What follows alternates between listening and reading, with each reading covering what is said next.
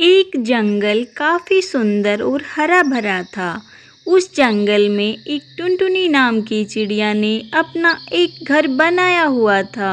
उस जंगल में बारिश का मौसम आने ही वाला था और टुनटुनी चिड़िया इस बात से बहुत ही ज़्यादा चिंतित थी, क्योंकि टुनटुनी चिड़िया का घर बहुत ही ज़्यादा कमज़ोर था और वह घर तेज हवाओं और बारिश को बर्दाश्त नहीं कर सकता था। अब मैं क्या करूं? मेरा घर तो बहुत ही ज्यादा कमजोर है और बारिश का मौसम भी आने वाला है।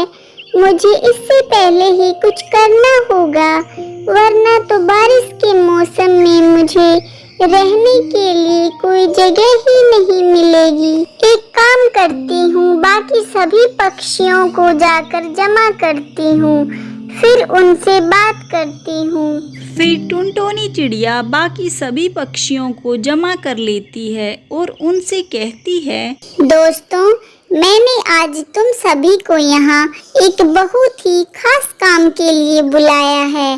देखो दोस्तों, तुम सभी तो जानते ही हो, बारिश का मौसम आने वाला है और अभी तक हम सभी ने बारिश से बचने के लिए घर का इंतजाम भी नहीं किया है।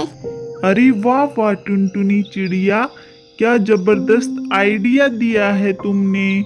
हम सभी पक्षी मिलकर जंगल में से लकड़ियां जमा कर लेते हैं और फिर उन लकड़ियों का बड़ा सा घर बनाकर उसमें रहने लगेंगे। पक्षियों की बातें सुनकर कालू कौवा मन ही मन सोचने लगता है, अरे ये सभी पक्षी क्या कर रहे हैं? मुझसे तो मेहनत होती ही नहीं है। ये सभी पक्षी लकड़ी ढूंढने की बात कर रहे हैं, लेकिन मैं तो लकड़ी ढूंढ ही नहीं सकता हूँ। मुझे तो आराम से बैठने की आदत है, लेकिन मैं क्या करूँ?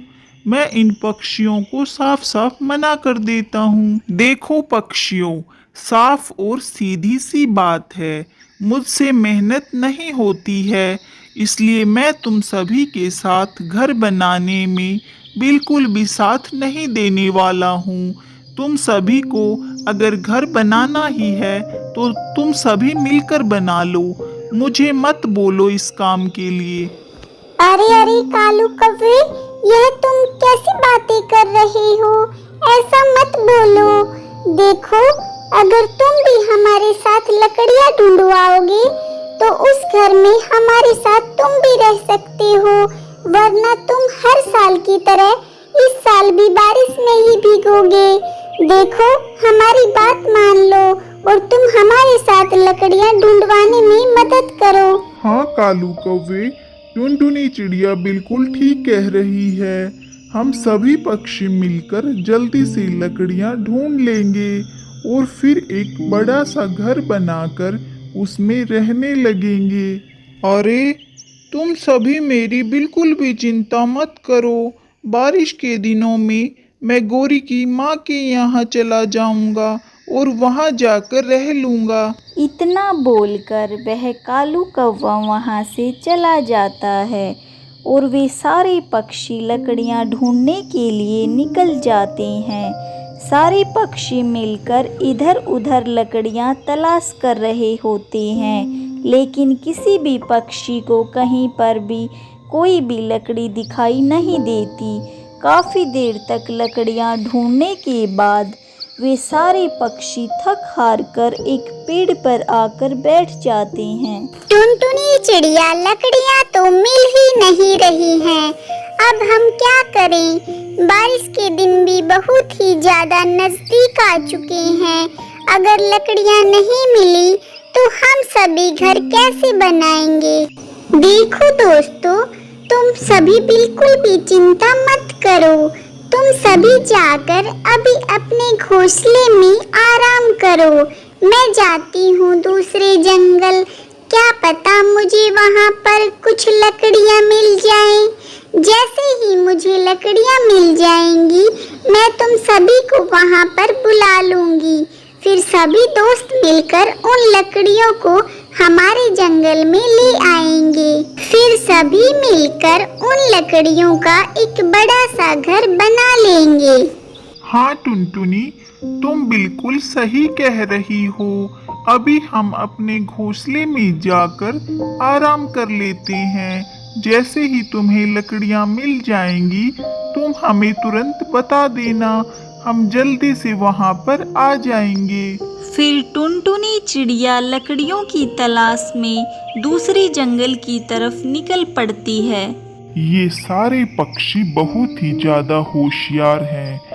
मैं तो चाहता हूँ कि इन सभी पक्षियों को लकड़ियाँ ही ना मिले, ताकि ये बारिश से बचने के लिए अपने लिए कोई घर ही ना बना सके। और हर साल जैसे मैं बारिश में भीगता हूँ, वैसे ही इस बार ये सारे पक्षी और टुनटुनी चिड़िया भी बारिश में भीगे। मैं तो यही चाहता हूँ। मेरा तो इंतजाम हो गया है। बारिश के दिनों में मैं गौरी की माँ के यहाँ चला जाऊंगा। बारिश के सारे दिन मैं गौरी के मायके में ही काट लूंगा। वहीं टुनटुनी चिड़िया लकड़ियाँ ढूंढते ढूंढते दूसरे जंगल में आ जाती है और आकर एक पेड़ के ऊपर बैठ जाती है। जब टुनटुनी चिड़िया पेड़ से नीचे देखती है तो नीचे जमीन पर काफी बड़े साइज के फल पड़े हुए दिखाई देते हैं। टुनटुनी चिड़िया झट से उन फलों के पास जाती है। हे भगवान, ये तो बहुत ही बड़े फल हैं। इतने बड़े फल तो मैंने आज तक अपनी जिंदगी में भी नहीं देखे हैं। वाव, कितने बड़े बड़े फल हैं। फलों को देखकर टुनटुनी चिड़िया के मन में एक योजना आती है। अरे हाँ, एक काम करती हूँ, इन फलों को अंदर से खोखला कर लेंगे और फिर इन फलों के अंदर अपने घोंसले रख लेंगे। इस तरह से हम बारिश से बच सकते हैं। इस तरह हमें बना बनाया घर भी मिल जाएगा। चलो जल्दी से जाकर अपने दोस्तों को बुला लाती हूँ। टुनटुनी चिड़िया वापस से अपने जंगल की तरफ लौट जाती है। दोस्तों, तुम सभी इतना उदास क्यों बैठी हो? मैं तुम सभी के लिए एक खुशखबरी लाई हूँ। मैं लकड़ियाँ ढूंढते ढूंढते अपने साथ वाले जंगल में चली गई थी। हमारे साथ वाले जंगल में काफी बड़े बड़े फल पड़े हुए हैं। अरे टुनटुनी, हम वह फल खाकर क्या करेंगे? अभी हमें अपने खाने के लिए नहीं, बल्कि अपने रहने के लिए कोई जगह ढूंढनी है। अरे दोस्तों, पहले मेरी बात तो सुनो। मैंने सोचा है हम उन फलों को खोखला कर कर उनमें अपने घोंसले रखकर रहने लगेंगे। अरे हाँ टुनटुनी, तुमने क्या मस्त आइडिया दिया है। हम उन फलों को खोखला कर कर उनमें अपने घोंसले रखकर रहने लगेंगे। इस तरह से हम बारिश से भी बच जाएंगे। अरे तो टुनटुनी, चलो जल्दी से हम उन फलों के पास चलते हैं। कहीं ऐसा ना हो उन फलों में कोई दूसरे पक्षी आकर अपना घोंसला बनाकर रहने लगे। अरे हाँ हाँ दोस्तों, तुम सभी मेरे पीछे पीछे आओ। मैं तुम सभी को उन फलों के पास ले चलती हूँ। अरे वाह वाह टुनटुनी, इतने बड़े बड़े फल। इन फलों को खोखला कर कर हम इनमें अपने घोंसले रखकर रह सकते हैं। तो फिर चलो दोस्तों, हम इन फलों को खोखला कर देते हैं और फिर हम इनमें अपने घोंसले रखकर रहने लगेंगे। फिर कुछ देर के बाद सारे पक्षी अपने अपने फलों को खोखला कर देते हैं और अपने अपने घोंसले उन फलों के अंदर रखकर उनमें रहने लगते हैं। अब तो उन सारे पक्षियों को बारिश की बिल्कुल भी चिंता नहीं थी, क्योंकि वे फल अंदर से काफ़ी ज़्यादा नरम और गर्म थे। फिर एक दिन काफ़ी तेज़ बारिश शुरू हो जाती है और काफ़ी तेज़ हवाएं भी चल रही होती हैं। तेज़ हवाओं और बारिश में कालू कौवा एक पेड़ पर घोंसला बनाकर बैठा हुआ होता है। फिर कालू कौवा अपने घोंसले सहित पेड़ से नीचे गिर जाता है। अरे मर गया रे, मेरी तो कमर ही टूट गई। अरे कितनी तेज हवा चल रही है और बारिश भी कितनी तेज हो रही है। अरे मैं तो मर गया। मेरी कमर में कितना ज़्यादा दर्द हो रहा है। चलो अपने ससुराल चला जाता हूँ और बारिश के दिन वहीं पर काट लूँगा। इतना कहकर वह कालू कौवा अपने ससुराल चला जाता है। कालू कौवा जैसे ही अपने ससुराल आता है, वह देखता है गोरी कौवी और उसकी माँ ने अपने घोंसले के ऊपर एक छाता लगाया होता है। अरे माँ जी, ये क्या? आपका तो अपना घर था ना, तो फिर आप अपने घोंसले में ये छाता लगाकर क्यों रह रही हैं? अरे बेटा कालू, अब क्या बताऊं तुम्हें, हमारा घर तो हवा के कारण इधर उधर उड़ गया। अब हम माँ बेटी जाए तो कहाँ जाए? बेटा कालू, अभी इसी छाते की वजह से ही हम इस बारिश से बचे हुए हैं। अरे ये क्या हो गया? मैं तो समझा था कि गोरी और उसकी माँ आराम से अपने घर में बैठे हुए होंगे, लेकिन गोरी की माँ का घर तो कहीं उड़ गया है। मुझे क्या पता था कि गोरी की माँ का घर कहीं हवा में उड़ जाएगा।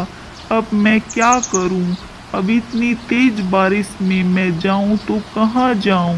कालू, देखो मुझे पता है कि तुमने बारिश से बचने के लिए मेहनत करके कोई ना कोई घर तो बना ही लिया होगा। कालू, मुझे पता है कि तुम मुझे लेने आए हो, लेकिन कालू, मैं तुम्हारे साथ नहीं जा सकती हूँ।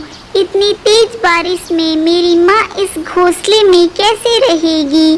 जैसे ही बारिश रुक जाएगी, तुमने जो नया घर बनाया है, मैं उसमें रहने के लिए आ जाऊंगी। फिर कालू कौवा वहाँ से चला जाता है और उदास होकर एक पेड़ पर आकर बैठ जाता है और कहता है, वे सारे पक्षी बिल्कुल ठीक कह रहे थे। मुझे इनके साथ मिलकर घर बना लेना चाहिए था।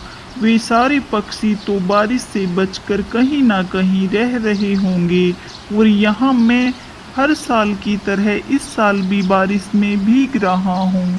अगर मैं उन पक्षियों की मदद करता और उनका साथ देता तो फिर शायद आज मैं इस तेज बारिश से बच सकता था, लेकिन शायद मेरी किस्मत में यही लिखा है, मुझे हर साल की तरह इस साल भी बारिश में भीगना ही होगा। फिर कालू कौवा पूरी रात उस बारिश में भीगता ही रहता है और दूसरी तरफ सभी पक्षी अपने घोंसले में बारिश का आनंद ले रहे थे। तो दोस्तों, इस कहानी से हमें यही शिक्षा मिलती है कि हमें समय रहते अपना काम पूरा कर लेना चाहिए, नहीं तो बाद में पछतावे के सिवा और कुछ भी हाथ नहीं लगता।